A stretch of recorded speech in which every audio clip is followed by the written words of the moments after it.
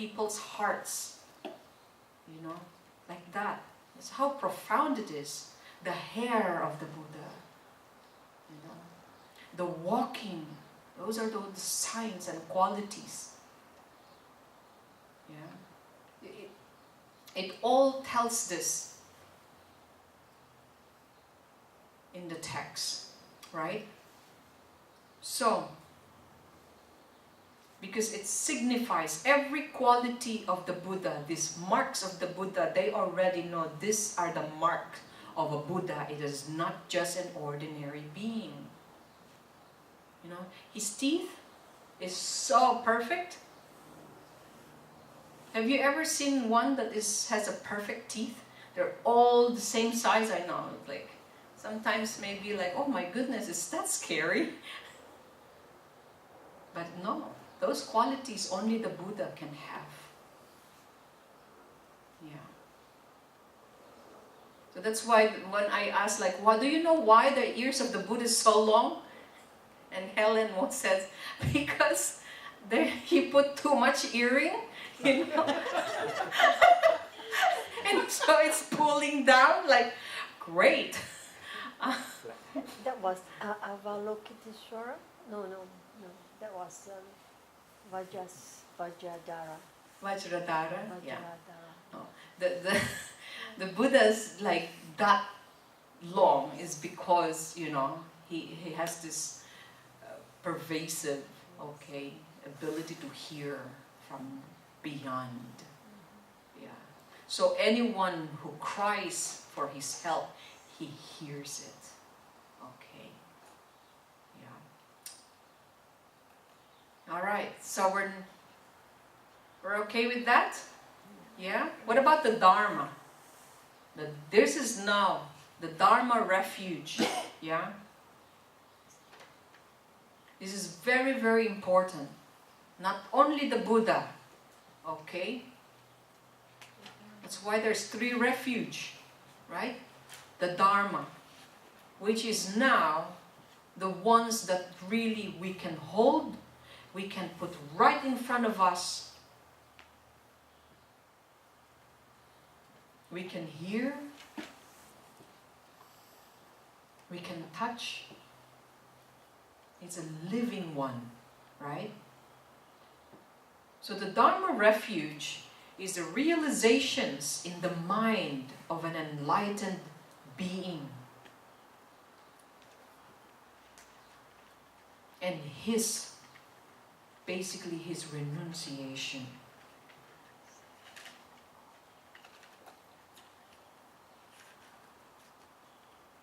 Because the Dharma holds the truth of cessation.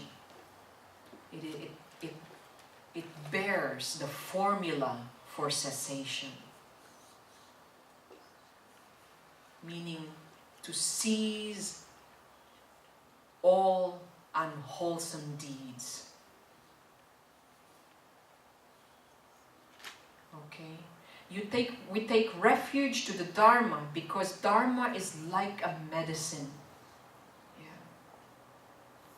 Medicine or treatment described by the doctor.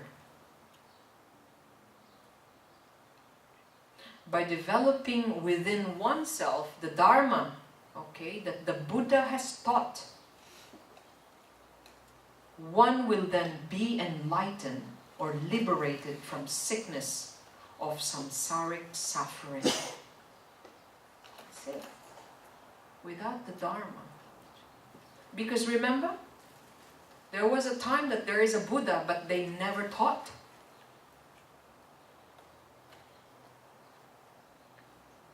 Yeah. But we are still very fortunate that the Buddha's teachings are still being taught right in your very ear and eyes.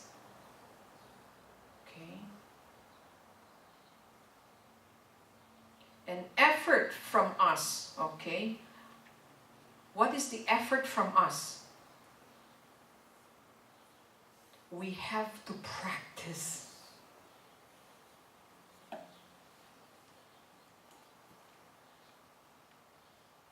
Because what? The Dharma, here's the thing, the Dharma does not involve external show.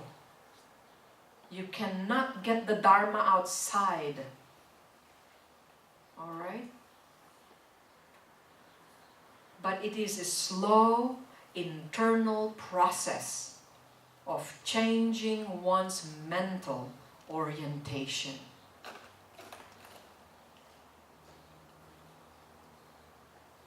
Yeah, it is not, you cannot see the change of someone from the outside. Because we have done that a lot, you know, which we did not like our look. We went to the hair cutter and we got our hair cut, and you said, look, I look different now. I'm different. And then you say, I don't think so. You may have a different look outside, but what about inside? That's why all of this is internal. The Dharma manifests internally. The outside, it will all automatically change.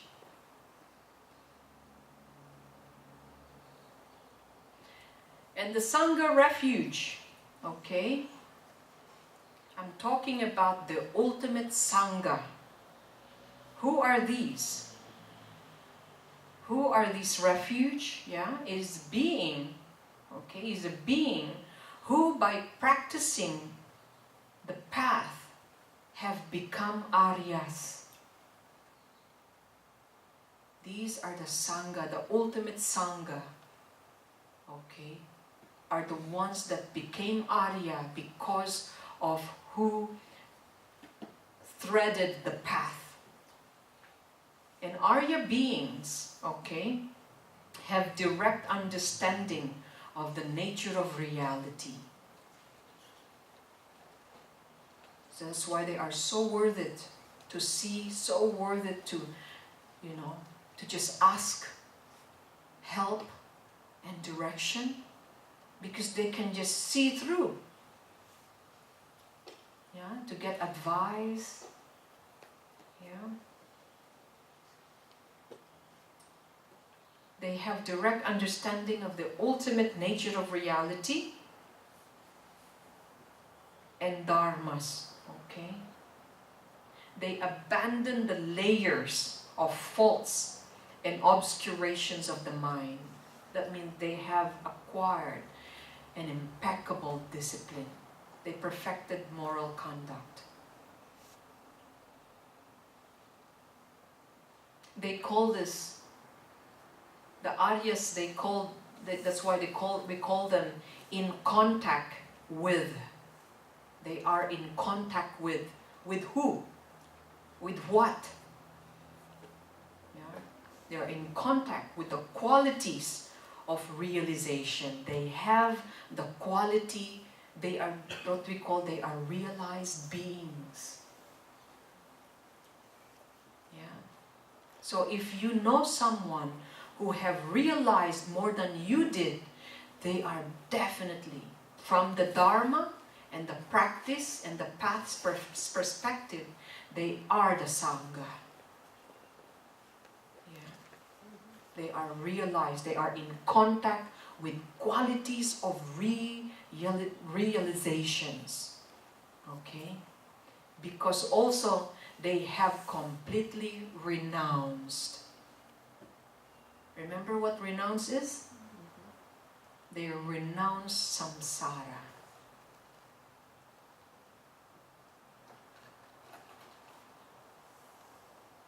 They have no qualms about grasping into this life,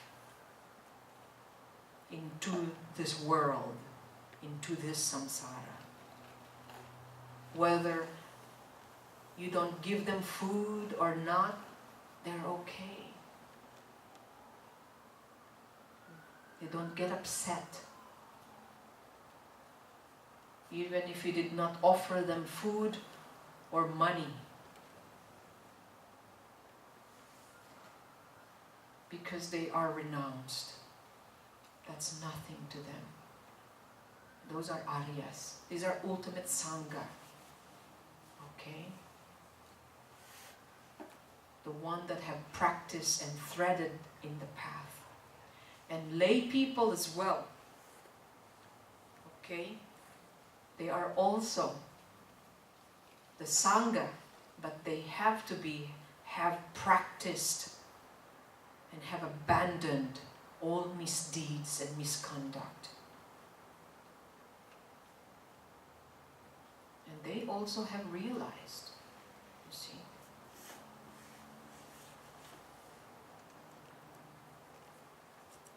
Now, you're happy? We should rejoice, right? Because now we know what we're talking about. Why the Buddha, the Dharma, and the Sangha are all worthy of refuge. It's not an ordinary thing. It's not just... Because one asks you, like, why? Why you take refuge to the Buddha? Not this saint here. Or not this place. And you say, well, if that place, you said, I don't think that place even know which is upper realm and lower realm. Will he guarantee me that I'll be born again as a human? Like that. You see? And does it have a quality of the Dharma that would illuminate my delusions and will eliminate my desires? And the Dharma is the medicine for desire. Okay? If you're taking refuge to something that you saw, by the end of the day you're always desiring something, that is not object of refuge. If you're becoming greedy, okay, you have quite a distinction whether this or that should and not, that is not worth of a refuge.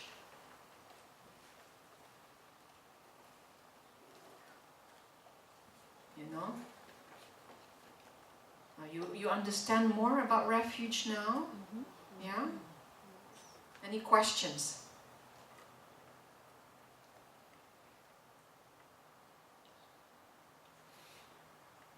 Because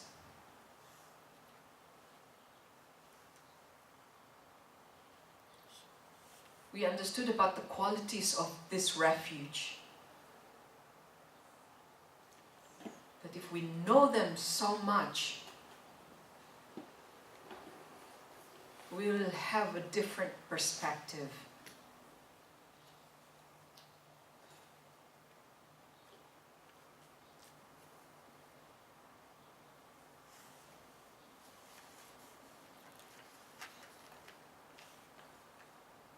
Questions?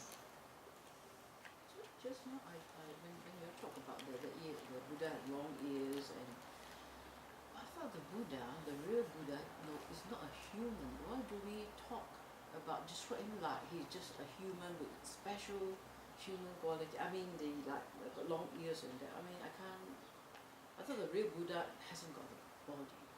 Well, he had a body. He was human. Oh, you're talking about Buddha Sakyamuni. Yeah. Okay, it's not about Now, other Buddhas. oh yes, because other Buddhas too. Okay, but we have not even we did not know those Buddhas because they came before him. Yes. Right? This was a long time ago. But the one that we can really reflect on, okay, is Shakyamuni Buddha, because that's our generation.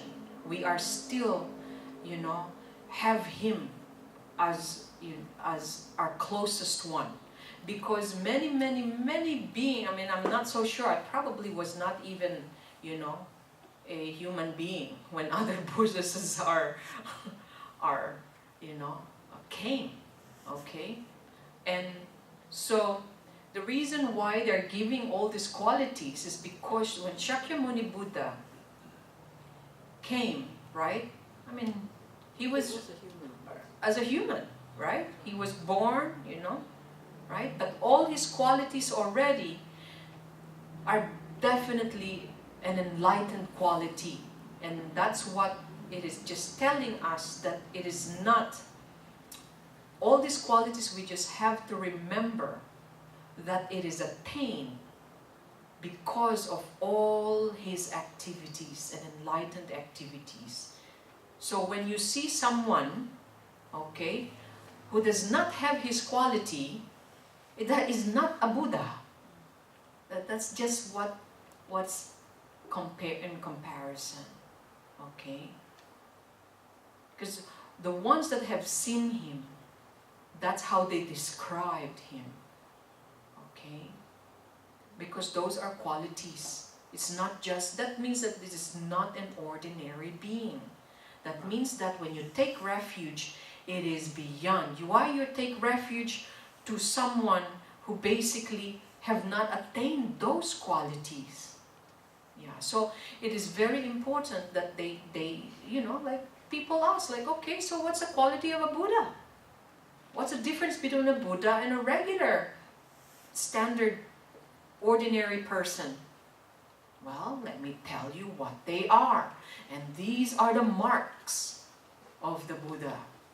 Even when he was little, you know, you already have a quality that not an ordinary 3-year-old would do.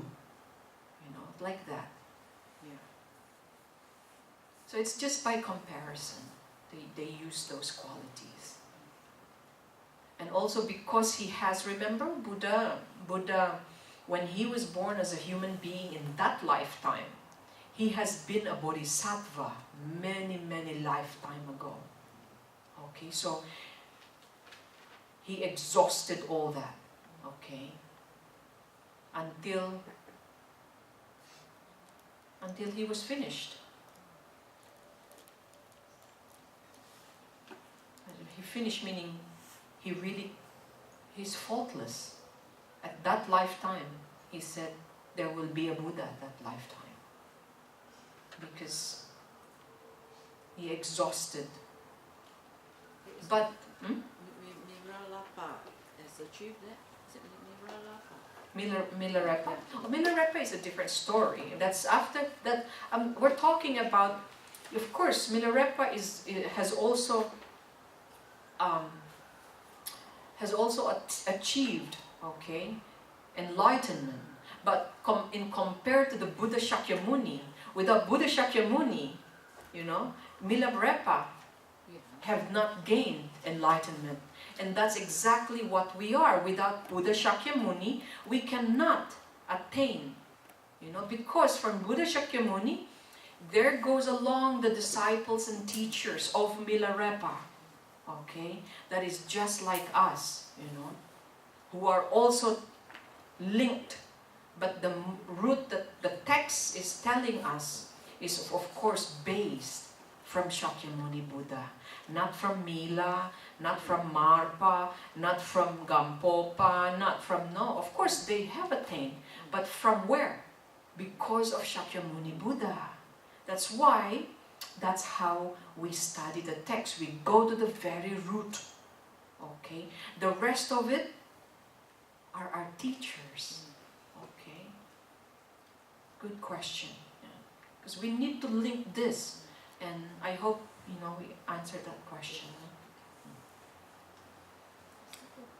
Yeah. How do we know that we have taken refuge? When you actually have turned around and you took refuge to the Buddha, Dharma, and Sangha with perfect confidence that they are your protector. This is a feeling of oneself. Yes. Your mind is really single-pointedly said, you, Buddha, Dharma, and the Sangha, okay, I take refuge to you. You are only my protector. Then yes, then listen, then that is the only time that person becomes a Buddhist. Okay? You understand? So, So you I don't think so. I'm kidding. I don't know. This is now. Yeah. If this is the reason why in studying the Buddha Dharma really opens a lot, right? And it's like, oh my goodness, that is not me. Or, oh my goodness, that is so me. Right? Because you are realizing every second when you learn the teachings and how it is explained, and then you also how you receive it. So at this time, no worries, okay? You can always take refuge again. You can do it by yourself, or best yet, retake your vow, retake refuge. And I would encourage you to, because remember, when we go on refuge, we have to not have any doubts. You need to know what you're doing, because then it becomes an entire huge accumulation of merit if your mind is really set to this. Because then at the time of death and at the time of crisis, whatever it is, you have the confidence and say, you start to call the Buddha's name for refuge. That is real refuge. And also when you are so happy, you also rejoice and give thanks, okay? And you offer that to the three jewels. Not only when we are having problems, we go to the Buddha. And then when we are so okay and life is good, we kind of like skip it a bit. Okay? What kind of refuge is that? Right? Yeah. So, next teaching, okay, next class. We will then now, okay,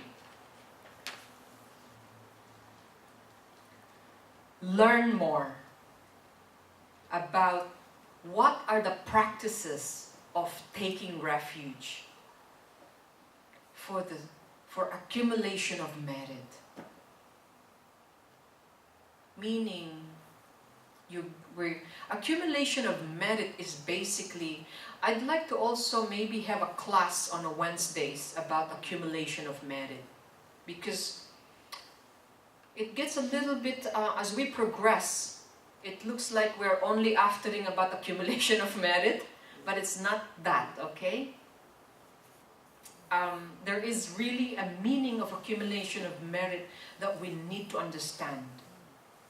Because accumulation of merit is not like points, okay? Although it is, but it's actually giving up.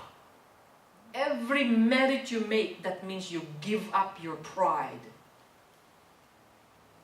Accumulation of merit means giving up your ego. Once your ego is given up, you accumulate merit. You understand? That is what the meaning of accumulation. It has nothing to do with, well, I come to the Dharma class all the time. I have the highest points. Where's your ego there? You are so full of ego. That is not merit at all. When you give a gift, okay? You give a gift, whether that is money, that is when you give up a possession of yours because you want to give it and share it, that is a measurement of diminishing your greed. That is then become merit.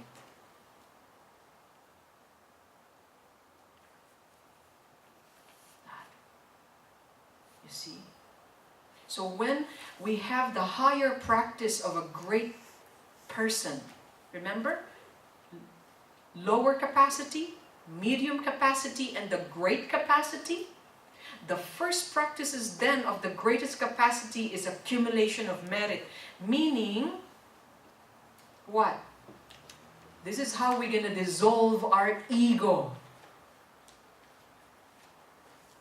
So, merit and ego is as almost the same. Yeah? But they counter each other. The more higher your merit, the ego should be down. When your ego's high, no merit. You understand? Yeah. This is it. So when they say, oh, let's practice accumulation of merit, that means this is the practices to basically cut your ego.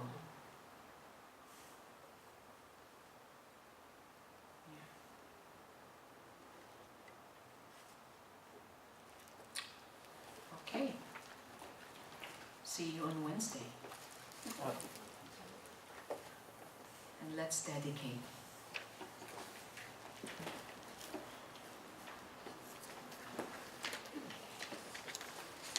On page 10. Page 10, please. Thank you. And let's all recite this. Through the merits of these virtuous actions, may I quickly attain the state of a Guru Buddha and lead all living beings without exception into that enlightened state. May the precious body-mind, not yet born, arise and grow, and may that born have no decline, but increase forevermore. May anyone who merely sees, hears, remembers, touches or talks to me, be freed from that very instant, from all sufferings, and abide in happiness forever. May sentient beings who have all been my mother and father be completely happy, and may the lower realms be forever empty. May all the prayers of bodhisattvas in whatever places they live be immediately fulfilled. With my heart going out with great compassion, in whatever directions the most precious teachings have not yet spread, or once spread have declined, may I expose this treasure of happiness and aid.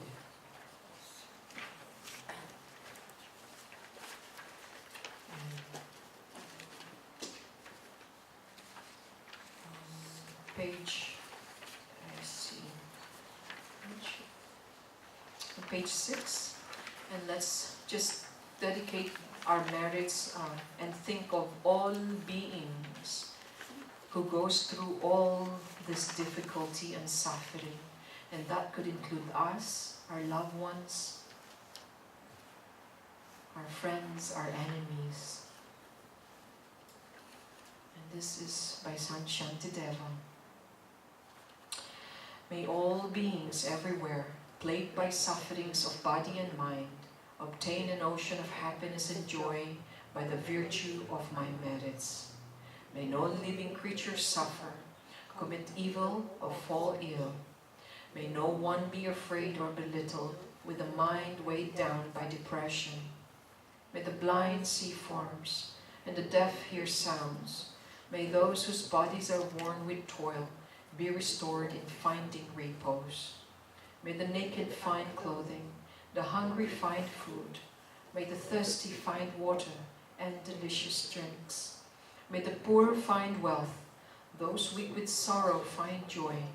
May the forlorn find hope, constant happiness and prosperity. May there be timely rains and bountiful harvests. May all medicine be effective and wholesome prayers bear fruit.